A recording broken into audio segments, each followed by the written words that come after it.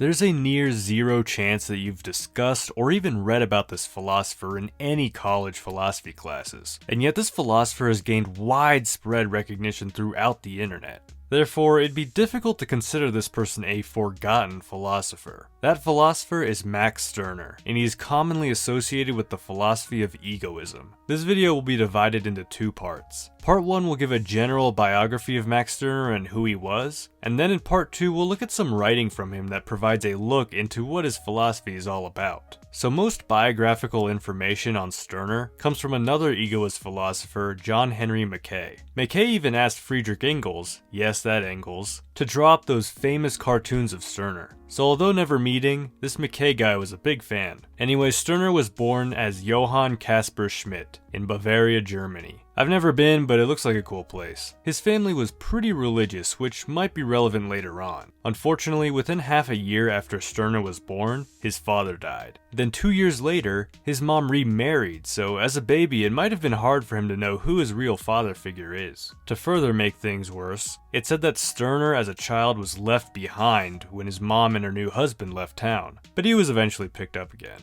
Again, it just sounds pretty chaotic for this baby. Skip ahead a bit and Stirner is heading to university at the age of 20 in Berlin. But there were some other notable students with him, such as Ludwig Feuerbach. He also got taught by Friedrich Schleiermacher and the one and only Hegel. Now he eventually left the university in Berlin to take a break from the schooling life, but he never gave up on the learning life. He simply decided to learn and read who he wanted on his own time during this break. He went back to school though, passed some exams, and was able to teach. He was never a full-on professor, but he still got enough education in him and was proficient enough to be allowed to teach. Now let's get into some of the juicy stuff. There was a wine bar in Berlin called Hippel's. I couldn't find out if this place is still around, so if you live in Berlin let me know so I could visit it if I ever visit Germany. And you might like to as well because this place has some big importance for the history of philosophy. For the existentialists we know Les Deux Magots, which is a pretty famous cafe in Paris where many of them met and talked and drank. So Hippel's is kind of the young Hegelian version of that cafe, just being a wine bar and being in Berlin. You had some big names show up here to debate and talk philosophy. I'm talking Friedrich Engels, Karl Marx, Bruno Bauer, and then other people like journalists, professors, instructors, and whatnot. They called themselves Die Freien, or the Free. Now you might imagine with such a diverse group of people and alcohol that things could get heated, but at least according to Mackay's biography this doesn't seem to be the case. Sure, there were intense discussions, but it didn't get out of hand,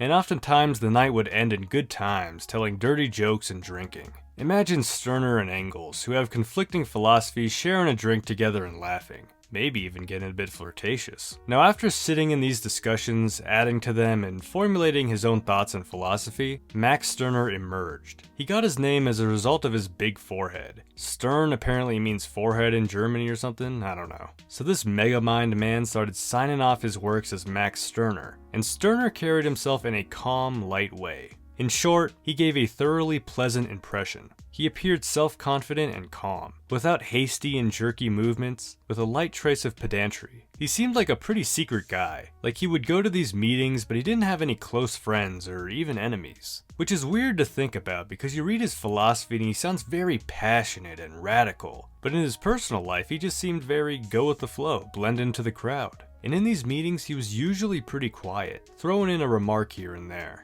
I just find this part interesting because his philosophy is very individualistic and obviously egoist, and yet you have this guy who is kind of like a social ghost. Someone who blends in, doesn't stand out. This is one of the cartoons drawn by Engels. Also, shout out to Engels as a fellow cartoonist, I didn't know that about him. Anyway, you might think like me that Stirner is the man on the far right sitting down, but he's actually the guy with a similar face in the middle smoking with his hand on the table. He just kind of blends in like he did socially. But yeah, he wrote some works including the one we'll be reading from, The Ego in Its Own, also known as The Unique in Its Property. The work is almost like a manifesto for egoism, but also a critique of what could be known as spirit ideas, like Christianity and morality. I think the book, or even just parts of the book, deserve their own video, but for now I want to look at the introductory poem entitled All Things Are Nothing to Me. Stirner starts off the poem pretty radically. What is not supposed to be my concern? First and foremost, the good cause, then God's cause, the cause of mankind, of truth, of freedom, of humanity, of justice. Further, the cause of my people, my prince, my fatherland. Finally, even the cause of mind, and 1,000 other causes. Only my cause is never to be my concern. So you have a bunch of different concerns listed by Stirner, like the good, or God, or mankind. These kind of abstract ideas.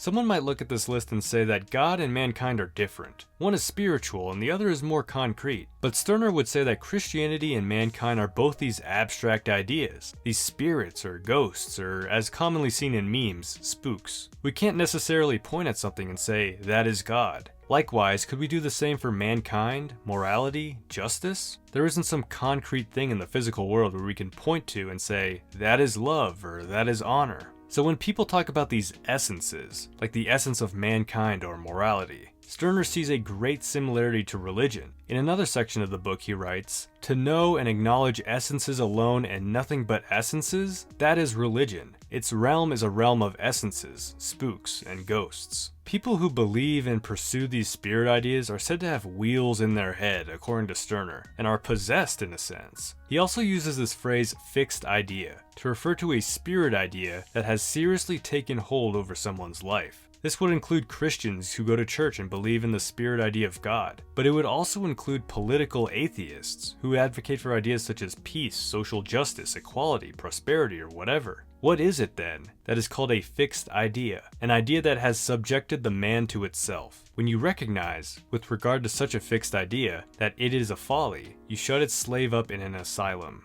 Now wait a minute, Stirner. Almost everyone I know believes in either God or love or social justice or humanity, one of these so-called fixed ideas. Barely anyone I know considers these things as simply spirit ideas. Does that mean the majority of people in this world are possessed by these fixed ideas? Is not all the stupid chatter of most of our newspapers the babble of fools who suffer from the fixed idea of morality, legality, Christianity, etc.? And only seem to go about free because the madhouse in which they walk takes in so broad a space. Alright, so that's a lot to chew on already. We live in this world of spirit ideas and essences that have turned into fixed ideas that have possessed lots of people. What then does Stirner recommend we do? Well, going back to the poem, Stirner actually pulls a pretty wild play and asks, what is God like? God to Stirner is obviously a spirit idea, but a lot of people worship him. So what is this person that they worship like? God cares only for what is his, busies himself only with himself, thinks only of himself, and has only himself before his eyes. Woe to all that is not well-pleasing to him. He serves no higher person, and satisfies only himself. His cause is a purely egoistic cause. Now, that's certainly a debatable depiction of God, but Stirner also applies this line of thought to these other spiritual ideas. Do truth, freedom, humanity, justice desire anything else than that you grow enthusiastic and serve them? So if these great spirit ideas are seemingly self-serving, then why shouldn't us humans also be self-serving?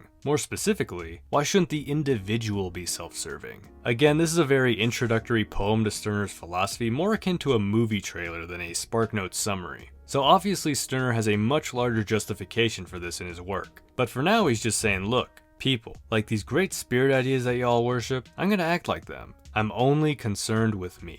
Away then with every concern that is not altogether my concern. You think at least the good cause must be my concern? What's good? What's bad? Why, I myself am my concern, and I am neither good nor bad. Neither has meaning for me. The divine is God's concern, the human, man's. My concern is neither the divine nor the human, not the true, good, just, free, etc., but solely what is mine, and is not a general one, but is unique, as I am unique. Nothing is more to me than myself. So that's the movie trailer look at Max Stirner's philosophy. And like movie trailers, if it interests you, then I'd suggest experiencing the full thing. I might make some videos tackling the substance of the book if this video does well, so let me know in the comments. But now let's talk about the last part of his life. Around 1845, he was actually running a dairy business, believe it or not.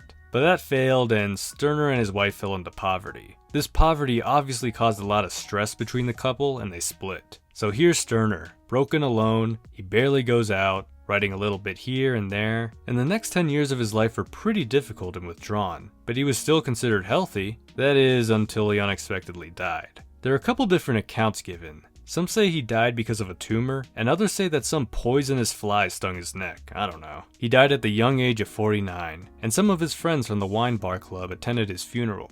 So yeah, that's a sad ending, but let me put a twist on it. This guy's life might not have been significant, but his work has turned him into an internet icon for philosophy students. I can't say with any certainty that his work made a great impact in the history of philosophy, but rather, the modern culture of philosophy has been affected by him. I know this isn't a Forgotten Philosophers episode, but our last episode was on Chrysippus, a man who worked really hard and is now only remembered for the donkey incident. Stirner, on the other hand, did not publish a lot of work, and did not obtain a degree or anything, and still becomes famous. I'll kick this question to you, the audience. Despite his lacking credentials, why do you think Stirner has become so famous online? I would wager it's because of his radically unique philosophy, but let me know your thoughts. Anyway, that's gonna do it for Stirner. Comment below any thoughts you have on him or his philosophy. And be sure to subscribe and hit the bell so you get notified whenever a new philosophy video drops. Hitting the like button also helps out the channel, and with that I wish you all a beautiful rest of your day.